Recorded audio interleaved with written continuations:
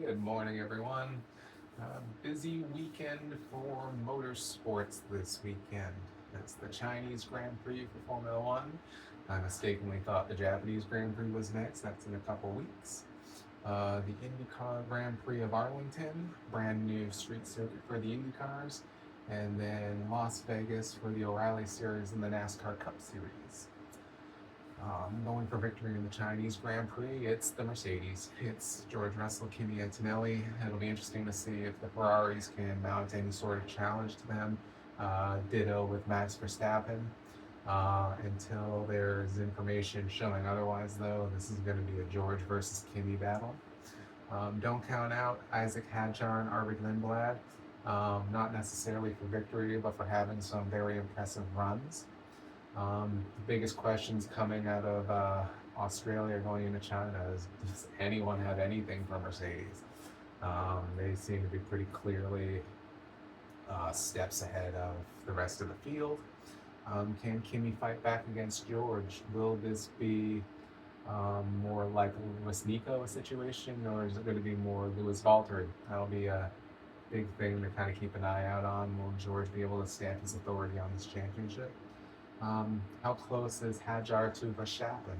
Um, Australia kind of left that a little bit muddy. Hadjar was able to qualify extremely well, but had an engine issue early on, so we don't really know how he stacks up against Mad Max yet. Can Piastri stop the bleeding? Terrible race in Australia for Piastri. He never even made it to the green flag.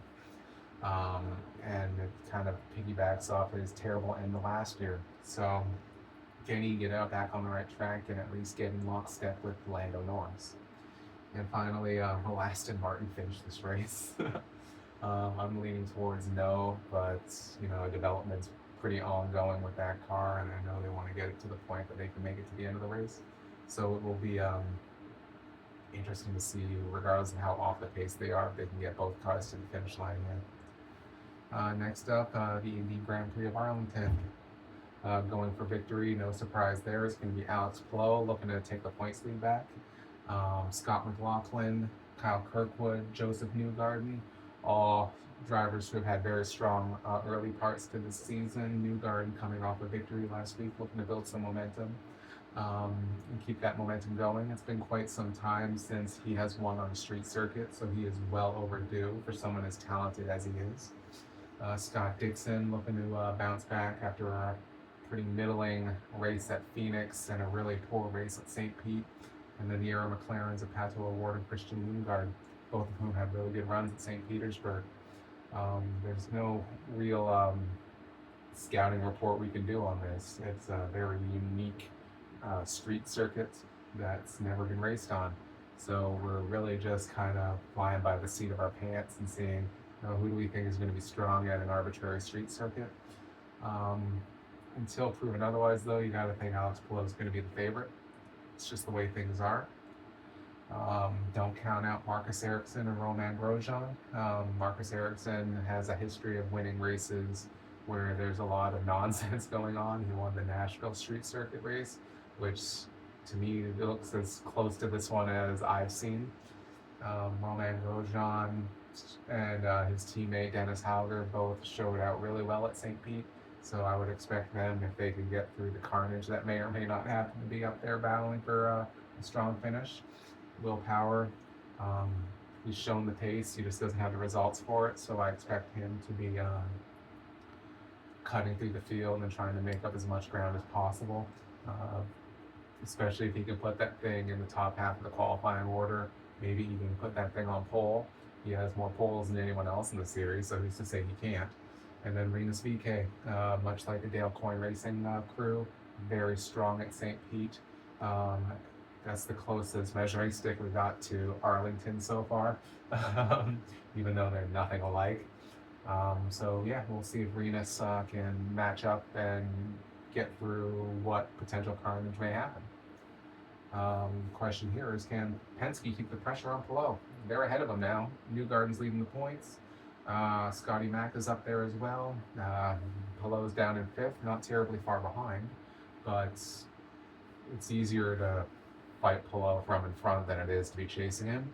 Can they keep the pressure on him? Piggybacking off that, how does Palou respond to fighting from behind? It's been quite a while since he's been in this position. Um, will he be able to keep that same relentless, methodical pace when he knows he has people in front of him that he needs to take care of? Um, what kind of racing are we even going to see? Is it going to be a bunch of gridlocked, you know, one accident blocks the track and then we got to wait for cleanup? Are there going to be any real passing zones? Um, we're really not going to know for sure until we see them in racing conditions. And is that going to lead to a wreck fest? Or are we going to have a new winner? This seems ripe for a new winner on the series if we're going to get one early in the year. Someone like a Romain Grosjean, someone like a David Malukas, Marcus Armstrong. That seems like this is the kind of race where if we're going to see one of those guys pull out the victory, it will be here. On to the O'Reilly series for Vegas, going for victory. It's Justin Allgaier. He won this race last year. He is the points leader.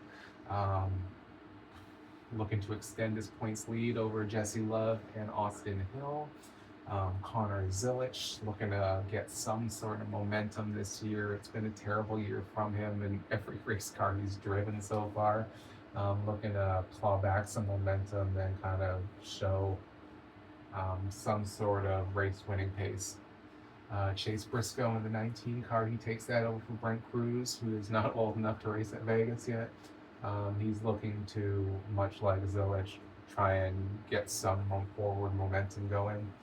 Kyle Larson is going to be in the 88 car for JRM. He is the runaway favorite for this race and probably the race on Sunday. And then Jesse Love, who has probably been the most consistent driver throughout the beginning of the year, going back into late last year, our defending champion. We're not going to count out Raja Karuth, who is returning to Jordan Anderson Racing as Kyle Larson takes over his 88 car. Brandon Jones in the 20. He was a very strong performer in Toyota last year at Vegas. Number 5 for Hettinger Racing is going to be driven by Chandler Smith from Front Row in the Truck Series. Will be interesting to see how that car does with Chandler Smith in it. The 0 car for SS Greenlight Racing is going to be piloted by Cole Custer in what's going to be practically just another Haas factory team car. Will be interesting to see how Cole does compared to his quote-unquote teammates. And then Ryan Sieg in the 39 hasn't had a good year so far, but he's always shown out well at Vegas. So it'll be interesting to see if he can put together some top 10s and get himself into chase contention. Can the series regulars do anything with the Cup invasion? We got 4 very strong Cup drivers in this field: Connor Zilich, Chase Briscoe, Kyle Larson, and Cole Custer. All of them have very strong O'Reilly series resumes. All of them can absolutely go in here and wax the field. Do the Justin Allgaiers, the Austin Hills, the Jesse Loves have anything for those guys? Will Zilich show any signs of his luck turning around? It's not that he hasn't been fast, but whether it's been Circuit of the Americas, Daytona, Atlanta, every time he's loaded off the truck, something, a cartoon anvil has hit him really hard. Can he get to the finish and just be in contention at this point? It'll be pretty good for just his self-esteem, I think, at this point, just to be able to get to the end of these races. Toyota has their best shot at victory this season, but they got to go through Larson. Toyota's shown to be quite fast. They just haven't been able to get the job done. Now they got Chase Briscoe in there as their foil for Kyle Larson, it seems like. This is going to be their best chance for some time, I think. William Sawalich hasn't quite shown the pace, and he's been very mistake prone. Taylor Gray's not looking as strong as he was last year so far. Brandon Jones has been very inconsistent. Brent Cruz has been fast, but he's still very young and immature, and he's not going to be racing at all the races early in the year. So this might be the best chance for a Toyota victory, and a victory for anyone outside of the Chevy camp. On to the Cup Series, going for victory. Surprise, surprise, it's Kyle Larson again. It's Kyle Larson and the Toyota boys. Denny Hamlin, Tyler Reddick, Chase Briscoe, Christopher Bell. It definitely seems like Toyota has the fastest car in the early point of the season. They don't have a whole lot to show for it outside of Tyler Reddick. They probably should have won last week with Christopher Bell as well, but Ryan Blaney was able to steal it from him. Three very fast Toyota drivers. I believe everyone but Briscoe has a victory at Vegas, but they were all very strong here last year as well. Kyle Larson as well. He's probably the favorite if he can outperform what the Chevys have been able to bring. That being said, he has quite the losing streak he needs to break out of.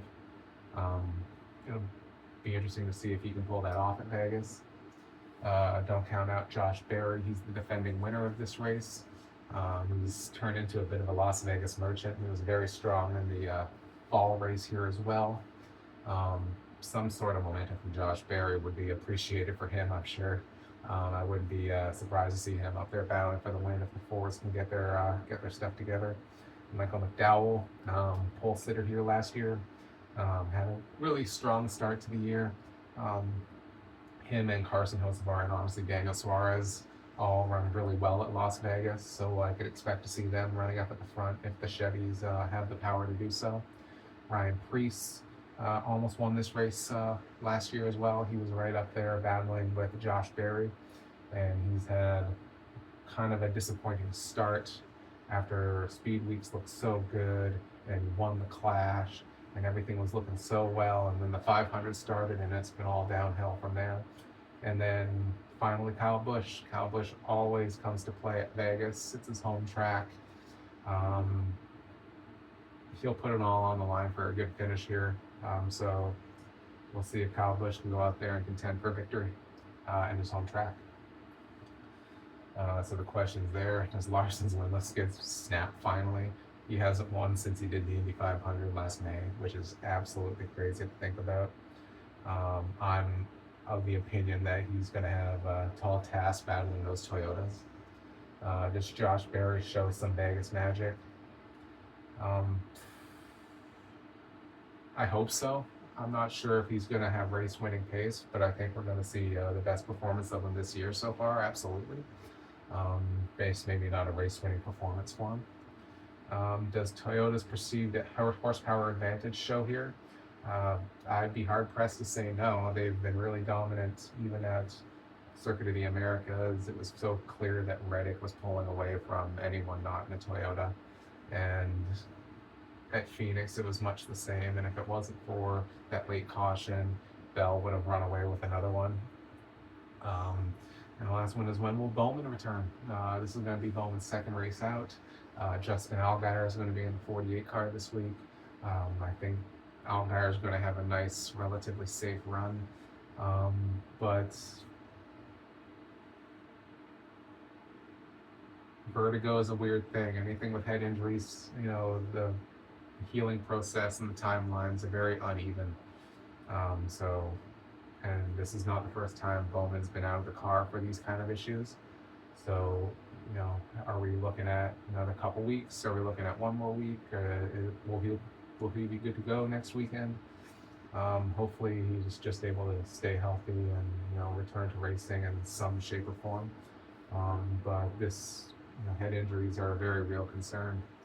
And it'll be interesting to see how that team performs without him, and if he can build up any momentum when he does return. To pick my prediction for the winners of these races, I think George Russell's winning the Chinese Grand Prix. I think we are going to see Scott Dixon win in Arlington. I think it's going to be a Kyle Larson win in the O'Reilly Series. And I think we're going to see Christopher Bell get his first win of the year at Vegas. Tell me what you think, guys.